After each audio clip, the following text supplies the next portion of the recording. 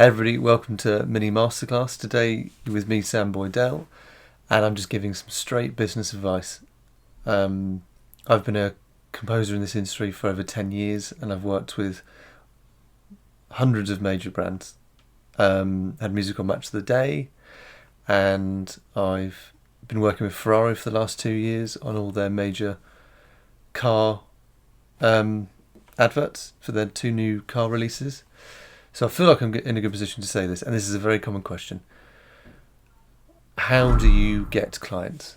Well, firstly, I should say that my personal career, and I think this goes for most people, is a very exponential curve. So for a long time, many years, you don't feel like you're really getting anywhere, and you're just getting bits and stuff like that, and then slowly but surely it kind of begins to take off, and you get all the clients that you wish you were getting. But I've made very conscious business decisions to find myself in a position where I've got them as clients.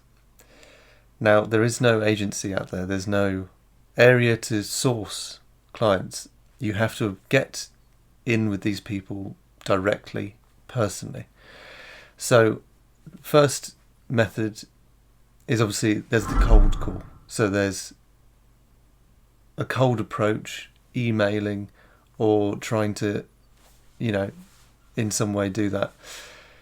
Now that can work, but I found in my experience, and I'm very good at writing emails and talking, and for me it's only worked probably 1 in every 500 or 1,000 emails. Honestly, it doesn't give a lot of fruit, but it is an approach. Within that, you have to consider your own online digital profile, Instagram, and all the ways that you advertise. The idea being, how do you get noticed by the people you want to be noticed by, and what are you doing to improve that? Instagram for me is a very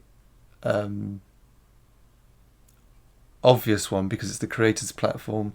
A lot of people I work with tend to be on that platform, and it's an easy way for me to be able to say, this is what I'm up to, or connect to people. That builds on to number 2 of this, which is you've got to build or be part of a community. And most of the time that community is just going to be your mates. A lot of people at university don't realise how lucky they are when you think about cross-collaboration. When you're outside of education and you're all have got bills to pay, you can no longer collaborate easily.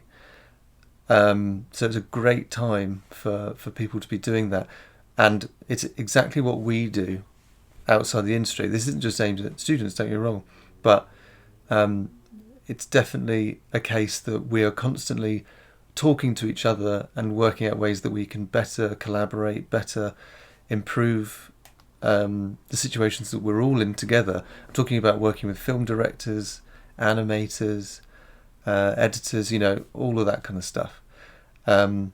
So when you talk about who's making community, become friends with people who are doing very good work, who's making documentaries that you know of, that you can work at becoming or being associated with, and vice versa. What are you doing to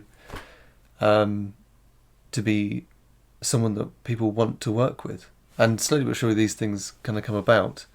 A lot of film directors and DOPs have little meetups where they discuss work they've been working on, or their favourite films, or whatever it might be. Musicians tend to hide away. But you do meet people. You meet people, session musicians, at gigs, and ultimately, it should be something that you want to do because it's a great community of people you want to be in with. But you do have to diversify outside your friendship group. Number 3, speaking of diversification, is how do you diversify yourself within your business? So you have to remain unique. There's so many musicians out there, and you have to have a USP. You have to be doing something that makes you noticeable. Has to be something that makes you want to be worked with. And you have to think about diversifying yourself as not just a media composer. And the reason why I say that is because in my personal experience, the number one way I get clients has been through meeting them face to face and working with them, generally in an avenue that isn't film composing. So over the years, I used to think that this was a negative, but it's turned out to be a huge positive. I've done film directing, I've done DOP work, I'm a sound recordist, I do sound design, I do mixing, I run a studio. The studio is something I love doing, but it allows me to meet musicians, so that when jobs come in that say, do you have a vocalist that sounds like Beyonce? I mean, as a terrible example, you've got that. If you need a string part, you think, oh, I know the string players in my area. So that's one side of it, but certainly being on set with people who are the key stakeholders, the key decision makers. I can be on set as a camera operator, right? They can see that I've got the eye for this thing that we're doing great work, and at the lunchtime or at the end of it, I can say, by the way, I also write music, and I can do all those processes for you. And slowly but surely, that just built up a huge range of clients. In addition to all of that, we're talking about business development here as well, which is that you need to seek avenues to be able to create a diverse income stream. You can't be reliant in this day and age when you've got, in the same breath, let's talk about library sites that you pay £1 for and you get all this music. Well, how are you going to beat that? Part of understanding how you get clients is how do you convince a client that you're worth more than that £1 piece of music. And there's many ways you can do that, but it's also a huge benefit to you to diversify in various different skill sets and understand ways that you can have more diverse income. You shouldn't be reliant on one income stream that is you being a composer, because as soon as that falls away, for instance, right now we're going through a period of economic instability in the UK. And the first thing to go is the marketing budget. Well, the first thing to go within the marketing budget is going to be Sound and Music. I can guarantee you that. They're going to go cheaper and cheaper and cheaper. It's a race to the bottom. But I set my stall out that I'm going to be an expensive premium service.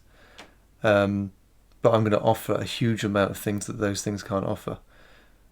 So that's an example of how an idea of opening your mind up about that.